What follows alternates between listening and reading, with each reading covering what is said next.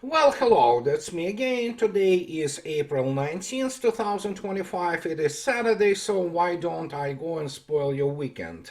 That was my consideration. So what you see in the beginning is this. We discussed it before, and this is what is called изделие, which is the production item 305, and it is also known as LMUR. This is a very nasty, shouldn't forget missile, which is, as you can see yourself, has the duplex communications with its platform. In this particular case, it is the Ka-52 combat helicopter. And this one is yesterday, and basically one of the strongholds have been attacked by Russians, and this is the distance or range of 21 kilometers. It is an excellent weapon, and yeah, as you can see yourself, it's just very effective.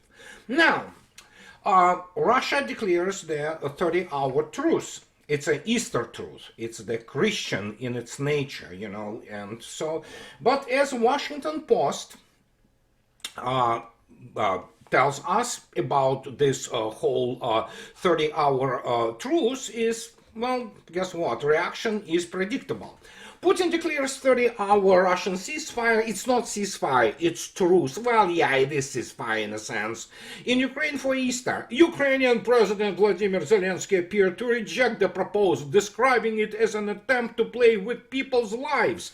Well, sure, and very many people still continue misunderstand Russian actions. For example, many people forgot that yesterday at midnight, the Russian, and allegedly the ceasefire on the energy infrastructure expired.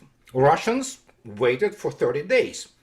Ukraine continued to attack Russian energy infrastructure, no matter what were the, sort of the conditions of this thing, brokered, if you wish, by Mr. Trump. Well, guess what?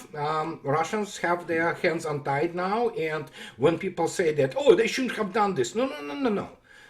Russia has to do it, because it is also what is happening now. Russia being the, well, essentially military and economic superpower is shaping the new world.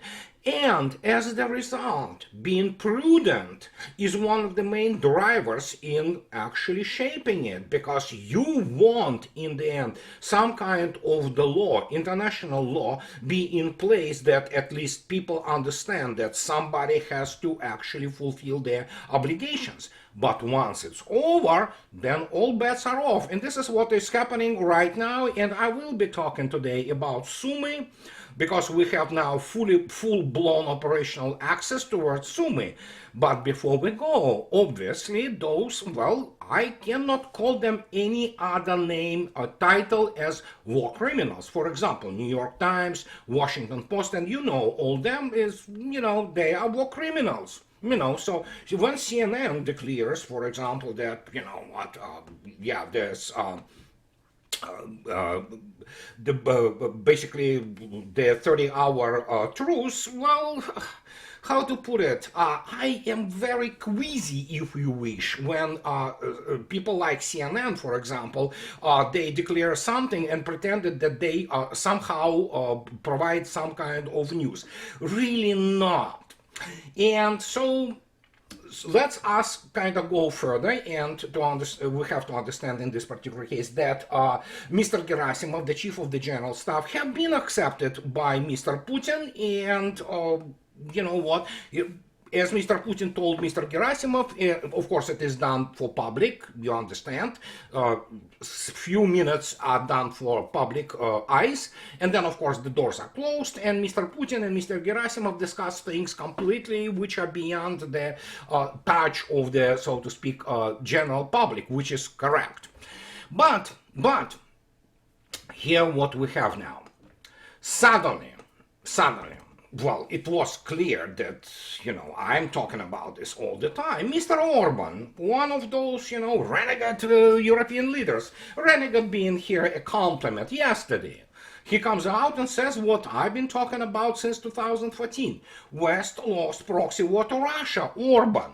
And according to the Hungarian Prime Minister, the West has lost, but the European leaders are hesitant to admit failure. He argued that this outcome will have a big impact on the entire West, as losing a war is a serious thing. Oh, I think Mr. Orban being a little bit too humble here, because of course West is not just the proxy war. West is directly involved in war against Russia, and that's the problem for the West, because it is one thing when you're proxy, you throw in some kind of,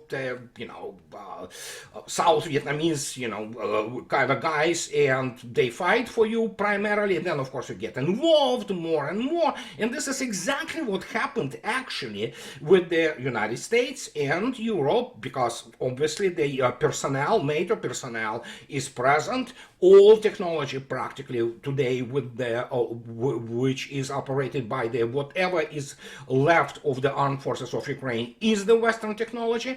And actually Orban went on to say that European leaders are offering Ukraine to continue the war and in return receive European Union membership. He argued that this would be problematic as Ukraine is no longer sovereign and cannot support itself. Exactly what you see, you have the NATO army, or rather remnants of the NATO army, trying to fight Russians, but, well, as Mr. Gerasimov already reported, Mr. Putin, the Kursk Oblast is completely, well, 99.5%, there are some small pockets on not even resistance. They've been, hunted down in all those forests by Russians, which is left in Kursk. But, well, what can I say? Orban is correct in general that essentially the West lost that war. And I've been on this, so to speak, since 2014. When I stated they don't know what they're getting themselves into, and I love internet, as I already stated many times, that the record is preserved. You can go back and say, oh yeah, my gosh, it was there. Well, that's actually has become my profession, if you wish, and that's my career now nowadays.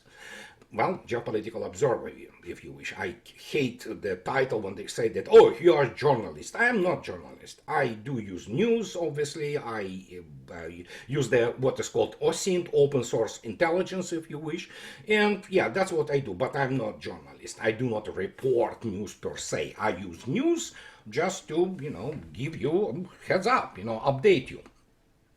And so against the background of all of that, and of course, as already have been stated, Ukraine violating this truce as they violated the ceasefire on the energy infrastructure. That is why Russia is doing this. This is deliberate because they know they will violate it, and Russia has the case to show, the rest of the world, you see, that's the kind of guy you support, and, you can rub it into the nose of London elites and, Washington, but yeah, we know what is going on here.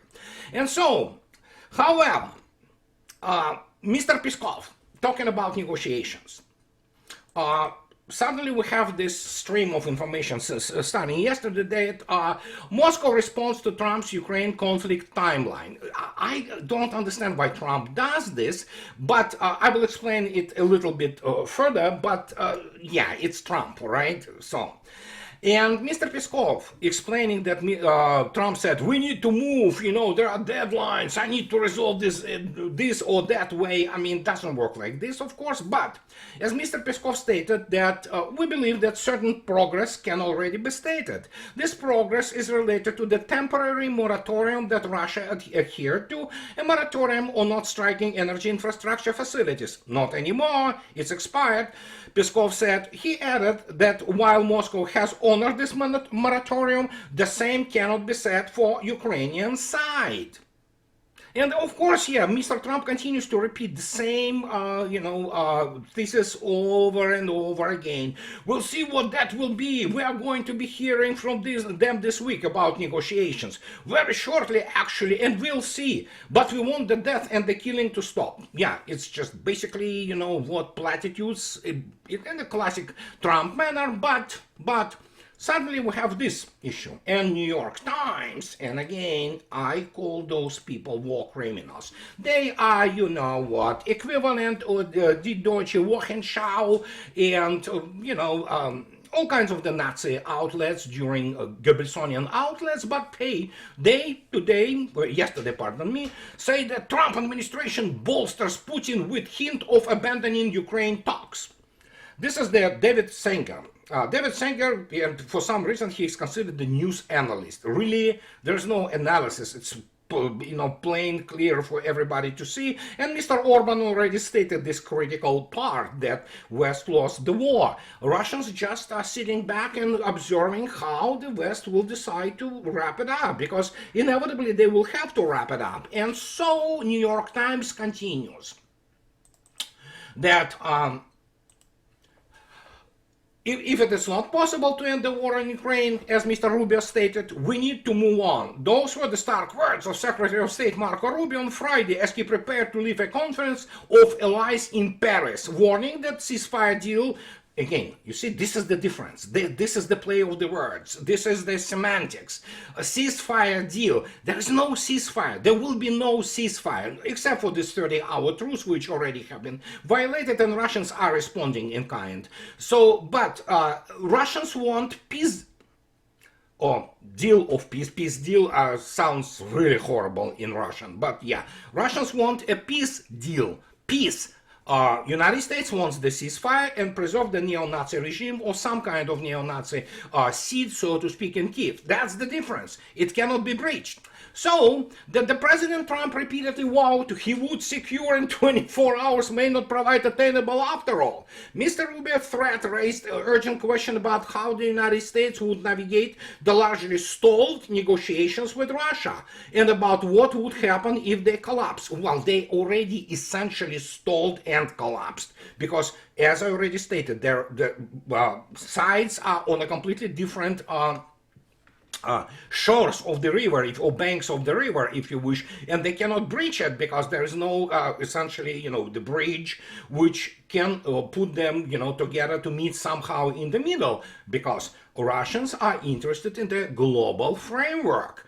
And Ukraine there is, while obviously their essentially main engine of this dramatic historic change, tectonic actually in its nature, in geopolitical balance, is still just merely part of it. It's one of the links of the much longer chain of the events and questions which needs to be resolved if we want to avoid World War III. So there you go. And they talking about, New York Times say, oh, are they actually washing their hands of Ukraine itself? Of course they have to. And if you listen to Mr. Ambassador Chas Freeman a couple of days ago on Schiller Institute, he stated, West lost, period. Nothing you can do about it. I can tell you more. United States is incapable to fight war with Russia. Period. The only war United States is capable to fight against Russia is to launch nuclear weapons, strategic nuclear weapons at Russia, which of course immediately will generate, so to speak, trigger the response, and that will be it for the human civilization, and simple as that. So what can I say? I warned you not to go there. I've been at it for 10 years. Just don't go. Don't do this. They did it. So, well, there we go. Now we have these results. As Larry Johnson, our good friend Larry Johnson, correctly stated, and when essentially trying to analyze what the hell is going on in Paris, which we understand what is going on in Paris, and that's what Larry stated yesterday. Donald Trump to Europe, you want to fight Russia? Go ahead. It's all yours. And that's what it is. I think Mr. Rubio should have extended not the index finger, but the middle one in this photo. That would explain to Europeans basically who they are and what they need to do. And United States were trying to maneuver, to do all kinds of things, and even coming here from CNN, you see. Trump administration ready to recognize Russian control of Crimea as part of the framework to end Ukraine war, sources says. No, Okay, yeah, sure. That well, Russians heard it loud and clear. The problem, of course, for Trump administration, that Crimea is not even the part of the deal. Nobody even discusses any kind of Crimea, and Russians don't care if it is recognized or not. I mean, literally, Russia doesn't care. What Trump administration has to do is obviously what Russians stated. And they stated so many times that you have to recognize all those new four territories in their formal borders as they existed in the time of the breakup of the Soviet Union. But now, and when we look at this, and especially against the backdrop of Valery Gerasimov talking to Vladimir Putin and having data which is astonishing, and I already posted it in my blog, and I explained there, well, not explain, I really refer people to a very simple explanation of what strong correlation is. And it is basic statistics, basic math issue, and as you can see yourself, this is what strong correlation is. But what it matters in this respect is that 2 days ago, yesterday, Russians did the 246 POWs exchange 1-to-1. But 2 days before, Russia and Ukraine exchanged bodies of the KIAs. And the KIAs on Russian side were, Ukraine returned 41 of them. Russians returned 909. And that is the extremely strong correlation to understanding actually, especially if you look at the trend of the bodies exchange, which happened on a number of occasions. Each time Ukraine would return a very insignificant, relatively insignificant number, when Russians would return order of magnitude bodies of those Ukrainian soldiers. And that means what? If you look at the correlation, it is an extremely strong correlation, way above 0.75, and that correlation with the combat losses on the line of the combat contact. And that explains to you when you look attentively at the, for example, losses today. There you go. So Russia continues to just basically annihilate all of them, and as you can see yourself, among those exchanges, Russians already took out today 5 MLRSs, and one of them is actually NASAMS. Remember these NASAMS? Yeah, it's a Frankenstein, essentially. It is the sticking the AIM MRAM missile onto some kind of the platform and pretend that this is real, legitimate air defense complex and say, oh yeah, it's net-centric. Sure, you have several launch pads, so to speak, for these NASAMS, but yeah, they cannot operate now in Ukraine at all. The only way they can operate is from the ambushes, and they cannot turn their radar, period. Because if they turn it, you can bet behind that either this LMUR, Elmur, or Lemur as Russians would call it, or KH-31 will fly in, and that will be it. And this is what happened yesterday.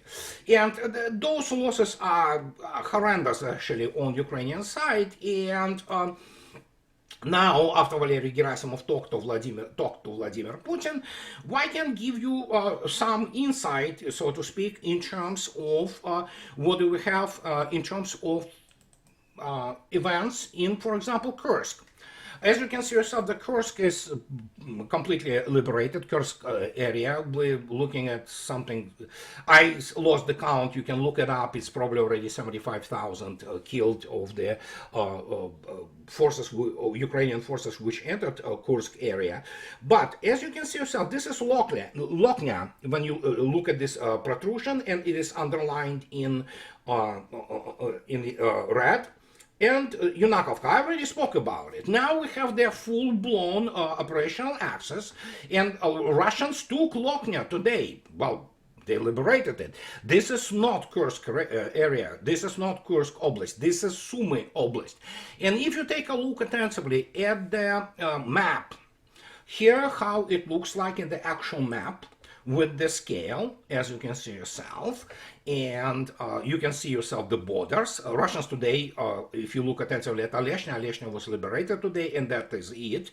And you can see yourself that Russians already took Lokhnya, and Lokhnya is essentially nothing more than appendix of the Yunakivka. And so between Lokhnya and Yunakivka, you probably have about 1.5 miles of the distance, and Russians are already on Yunakivka to block their main road, which goes to Sumy. This is R200. Well, it's on Russia, it's called R200 road, and it's very well maintained. Well, used to be very well maintained. Well, Ukrainian roads is something else altogether. But if you take a look attentively at what is happening, here it is. This is the Lokhnya, which is taken today. And I did the sector here because obviously Russians will be continuing along this R200 highway or road, if you wish. There are no real highways in Ukraine. And as you can see yourself, this is sector which, straddles the Sumy, the city of Sumy. It's crappy city, honestly, as most of the Ukrainian cities are today, and yeah, it's understandable. The country is dirt poor, and it's completely disintegrating, and again, it's a virtual nation essentially now. So will Russians take Sumy? As I already stated, the number of the intelligence, polls, so to speak, done in the undercover, well, testify to the fact that people in Sumy really would like Russians to come in. So, you know what? Will we see the Sumy taken, liberated at some point of time? I think fairly soon. And remember, Russians do not necessarily want, again, as has been stated many times by all kinds of people, that Russians do not necessarily want to have Ukraine or govern it. They probably would love, and probably that's gonna happen, put proxies which will govern them on behalf of Russia. But it will remain in some sense, semi, sovereign, if you wish, whatever will be left of Ukraine country. But I mean, Sumy probably will be taken because the question now is about buffer zone, and the buffer zone should be at least 30 kilometers.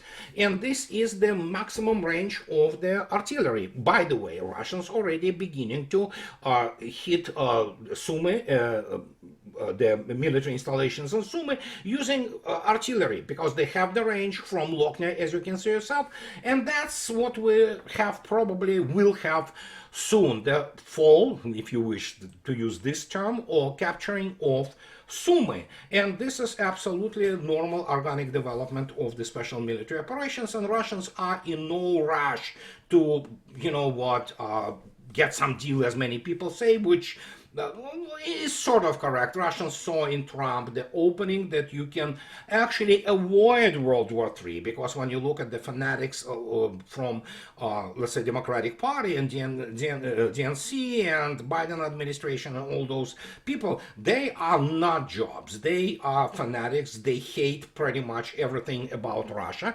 And there is a very serious proof of that. If you take a look at the Pew Research poll, which was taken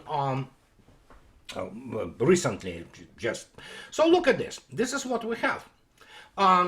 It is a very interesting poll, and you know what? It is interesting because it is kind of rubbing European noses in it, because Americans turned out to be, for all, for all, criticism and sometimes being just ridiculed from many quarters of the world, Americans turned out to be more sensible than Europeans. Especially when you consider that most Europeans just absolutely abhor Russians. Here it is. Americans split on whether Russia is an enemy. Poll: 50% of respondents view the country as hostile, down from 61 in 2024. It's actually a very considering drop. And this is the Pew Research Center. Americans are evenly divided on whether Russia is an enemy of the US, with the percentage holding that the view falling to its lowest level since 2015. 2022, according to a new Pew Research Center poll released Thursday. According to the poll, 50% of US adults view Russia as an enemy, down from 61 year ago, and 64 and 17 in 2023 and 2022 respectively. Another 38 describe Russia as a competitor. Correct, Russia is a competitor to the United States, but competitor is not an enemy, it is just competitor. And 9% consider it a partner. So when you take a look at this and you add this, it's 47% of Americans consider Russians not really hostile. Competitor, absolutely, but not the enemy. And so here it is. But if you go in the party lines, look at this. The poll also indicates a pronounced partisan gap on the topic, with Democrats more likely to view Russia unfavorably. While 62% of Democrats say Russia is an enemy, only 40% of Republicans agree.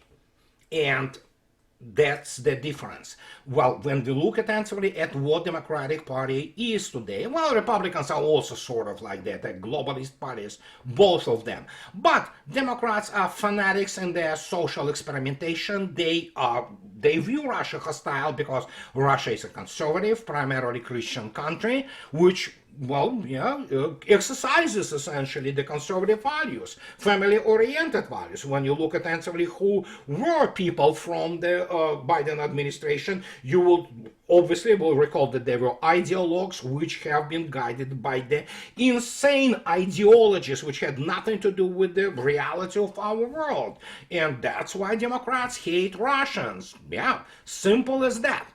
And that is very important when you talk about this. Maria Zakharova reacted today, as you can see yourself. Friedrich Merz, incoming Chancellor of Germany, he said, Germany will take responsibility again in Europe and in the world, not loudly but reliably, not arrogantly but in the spirit of partnership. And Zakharova replies again, is this a repetition of what historical era? I would like to clarify. And this is what we have from Europeans, and if to follow the general trend, or the vector, if you wish, of what is happening between Trump administration and Europeans, as much as we can, like, Jeffrey Sachs, Professor Jeffrey Sachs says that, Trump will occupy Greenland militarily, and essentially Europe will continue to remain militarily occupied. We have to understand, it doesn't matter. Russians don't care. What they care about is finding modus vivendi with the United States. Russians view things in dynamics. They do not view them as our good friend Colonel Jacques Beau says, as the Polaroid, static photos and images. No, it's all dynamics. It's all movie. It changes all the time. And Russians understand what is going to happen with Europe, especially since last time we discussed in the video about the LNG, liquefied natural gas. They want to buy it from Russia until 2028, when they think they can disengage. They will not be able to disengage because Europe actually, when you look today against the background of the real economic indicators, they're dirt poor. They don't have any resources. They have some ores, they have a little bit of coal. Germany is going down, not because I hate Germans. No, I don't. There are many decent people in Germany, especially from the Eastern Germany. Those people who remember still, the normal times in the sense of the social and cultural values, that, no, Germany is going down. Nothing they can do about it because they're dirt poor. And when you look at this picture as a whole, that's what you have. As Mr. Trump says, yeah, if you don't want to deal with it, we move on. Another matter, there are, again, these are Trump statements, okay? Always take Trump statements with a huge grain, or rather a pound of salt, but he already stated that, no, we're stopping the, any kind of the military support of Ukraine. Yesterday he said that. And once those remnants of whatever the contracts and obligations have been done during Biden administration, it's over. Russians don't care. They can destroy whatever the amount of the unified West, including the United States, can throw into Ukraine. It will be destroyed, doesn't matter. But the question is, if the ISR support continues. That is very interesting situation, and this is purely, military one, but I believe I already touched upon it in my previous videos, and this is what remains the kind of contention points between United States and Russia. But one way or another, Trump and United States, the logic of the circumstances is such that they are forced to find some accommodation with Russia. And Trump stating yesterday again that, oh yeah, it's Biden's war, sort of yes. So, Mr. Trump, if you want it to remain Biden's war, stop immediately everything in terms of the military support of Ukraine and see what happens. Europe is going down and nothing I can do about it. So this is what I wanted to tell you today on this weekend, and as always guys, in the end, those who like what I do, please subscribe to my channel, and those who can afford, please support me on the Patreon or buy me a coffee too. And what can I say? Have a nice rest of the weekend, and I'll talk to you later, guys. Bye-bye.